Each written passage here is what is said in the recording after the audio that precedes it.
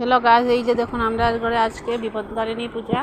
এই যে দুধ দিয়ে জল দিয়ে যে এখন স্নান করাবো, স্নান করাচ্ছি। এই যে দেখুন, এই যে স্নান টান করিয়ে এই যে এখন কাপড় লাগিয়েছি, ঠাকুরের ড্রেস, এখানে মালা, এগুলো লাগিয়ে আজকে পূজা যে দিচ্ছি। এই দেখুন আমাদের ঘরের বিপত্তারিণী, অনেক সুন্দর লাগছে ওনাকে দেখতে। এই দেখুন আমাদের রেডি করেছি পান, সুপারি, ফুল, মিষ্টি।